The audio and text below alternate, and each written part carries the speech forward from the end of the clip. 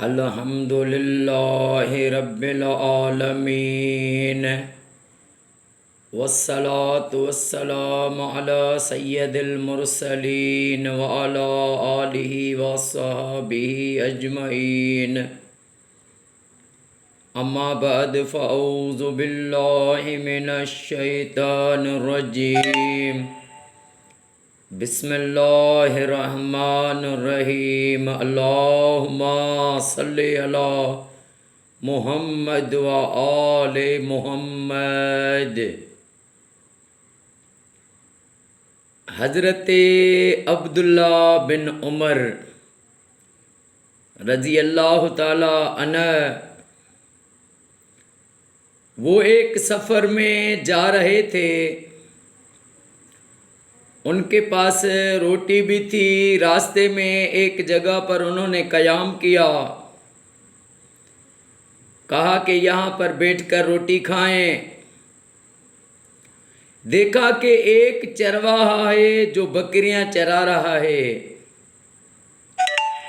حضرت عبداللہ بن عمر رضی اللہ تعالیٰ عنہ نے اس سے کہا کہ تم جو یہ بکریاں چرا رہے ہو، کیا تم آؤ ہمارے ساتھ روٹی کھاؤ گے؟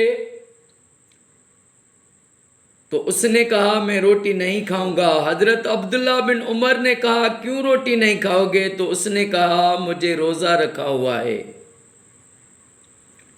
تو حضرت عبداللہ بن عمر نے کہا کہ رمضان بھی نہیں ہے، روزوں کا مہینہ بھی نہیں ہے، پھر بھی اس نے روزہ رکھا ہے، دیکھوں اس کو آزماؤں کہ صرف یہ عبادت گزار ہے یا نیک بھی ہے۔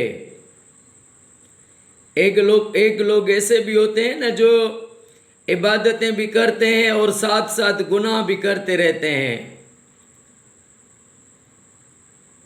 عبادتیں بھی چلتی رہیں گی اور گناہ میں بھی لگے رہیں گے، لیکن نیک عمل والے وہ عبادت بھی کرتے ہیں تو ان کے اعمال بھی درست ہوتے ہیں، وہ اچھے عمل بھی ان کے اچھے ہوتے ہیں۔ تو حضرت عبداللہ بن عمر نے کہا کہ اس کو کیوں نہ آزماؤں۔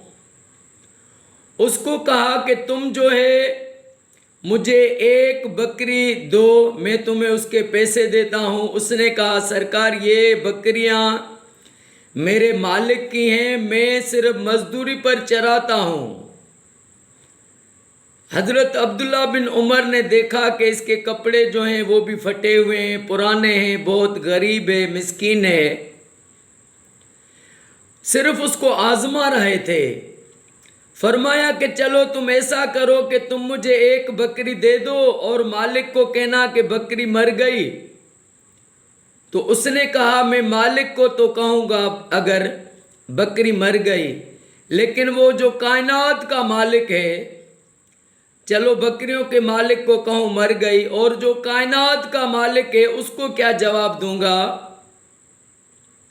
حضرت عبداللہ بن عمر وہاں سے گئے، اس سے پوچھا کہ یہ کس کی بکریاں ہیں؟ اس نے بتایا کہ فلاں بندہ ہے، اس کی یہ بکریاں میں چراتا ہوں۔ اس کے پاس گئے، اس غلام کو خریدا اور ساتھ میں وہ ساری بکریاں بھی خریدی اس سے۔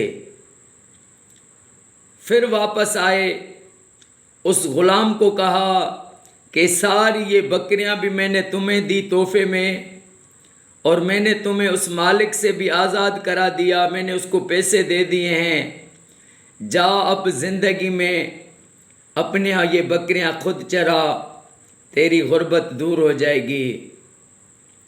تو ایسے نیک لوگوں کا، جو نیک لوگ ہوتے ہیں، وہ ان کے زندگی عمل سے بنتی ہے، زندگی عمل سے بنتی ہے، جنت بھی اور جہنم بھی۔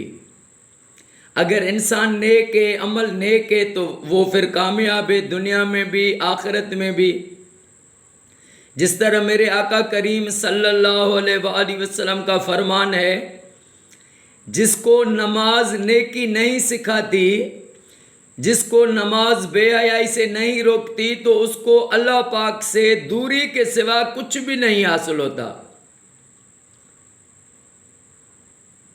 تو ایسے بندے جو عبادت بھی کریں اور نیکی بھی سیکھیں، ان کا کیا کہنا، وہ دنیا میں بھی کامیاب ہو جاتے ہیں، آخرت میں بھی کامیاب ہو جاتے ہیں، دنیا میں بھی ان کی وہ کامیابی، قبر قیامت میں بھی کامیابی ہو جاتی ہے۔ تو سارا کردار پہ معاملہ ہے۔ اللہ پاک ہمیں ہر مسلمان میرے بھائی میری بہن کو اپنے رب کی عبادت کرنے کی سعادت نصیب کرے، اور ہمیں مرتے دم تک کریم آقا حضرت محمد مصطفیٰ صلی اللہ علیہ وآلہ وسلم پر کثرت سے درود پاک پڑھنا نصیب فرمائے۔ اللہ پاک معصوم علی اصغر علیہ السلام کے صدقے میرے آقا کی ساری امت کو اللہ پاک فرقہ واریت سے بچائے۔ سارے پاکستان میں، سعودی ایران میں، عراق میں، شام میں، مصر میں، فلسطین میں، جہاں بھی مومن رہتے ہیں، اللہ پاک سب کو یہ سعادت دے، ہر مومن کو، کہ وہ اپنے گھر میں لاکھ درود پاک پڑھوائے۔ اللہ پاک معصوم علی اصغر علیہ السلام کے صدقے میری یہ دعا قبول فرمائے، اور اللہ پاک میرے آقا کی ساری امت کو قیامت تک فرقہ واریت سے بچائے۔ جو بھی میرا بھائی میری بہن اس ویڈیو کو دیکھے، اللہ پاک اس کو اور اس کی فیملی کو ہمیشہ اپنے حفظ و امان عطا فرمائے، سدا شاد و آباد فرمائے۔ السلام علیکم ورحمۃ اللہ وبرکاتہ۔